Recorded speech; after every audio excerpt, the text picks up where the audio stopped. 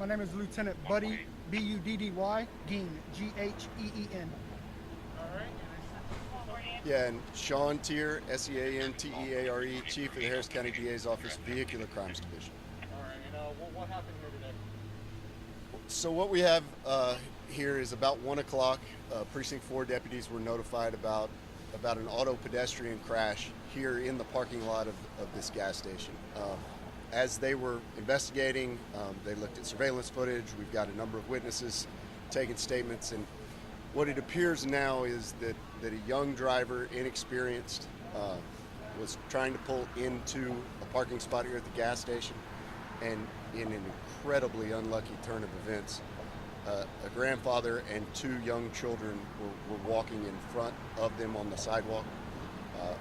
According to the driver, she got her foot stuck, she hit the accelerator accidentally, and drove up onto the sidewalk, struck a little 3-year-old. Lifeline responded to the scene. They landed right here in the field behind us. The child was flown to the medical center and was pronounced deceased. So we have a 3-year-old who's deceased.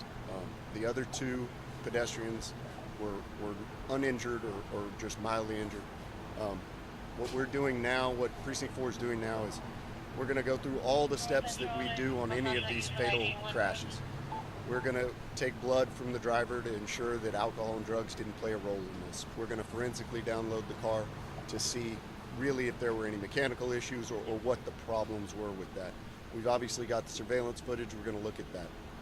Precinct 4 is right now mapping this scene, meaning they're taking detailed measurements of everything. We're going to put all of that together, and over the next few days, weeks, potentially a month, we all sit down. The DA's office sits down with the constable's office, and we come to a decision about whether or not charges are appropriate in this case. As I said, we have an inexperienced driver. We want to ensure that inattention wasn't compounding this problem, meaning she wasn't on her phone or something like that. So those are other avenues that we have to look at before we determine whether or not a charge is appropriate here.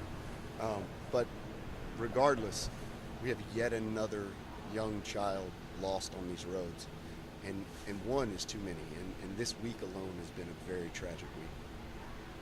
Is the driver licensed? We're looking at that right now.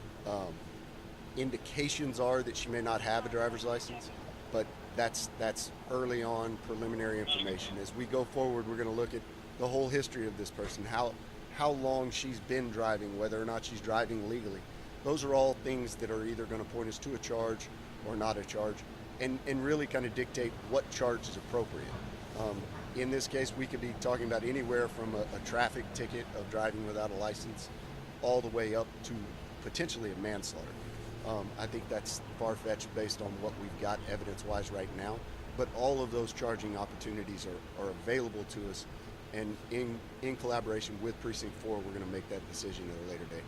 And is there an age range for the people driving? She's young. We believe she's in her teens. So again, inexperience is one of the big problems in this case.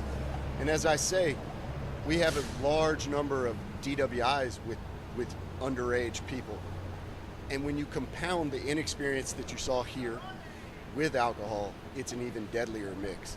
And so that's why part of this message, even though we don't believe alcohol played a role here, is young people cannot drink and drive. No one should drink and drive, but young people especially, the results are just tragic. And now the child, do you know if it's a male or female? That's something that once we get, before I got on scene, Lifeline flew the child to the medical center, so I don't have any firsthand knowledge about male or female or anything else. But the medical examiner is going to take control of the child now. There's going to be an autopsy performed. Obviously, next of kin was with the baby at the time, but we still want to be very cognizant and respectful of the fact that this family is going through an incredible tragedy today.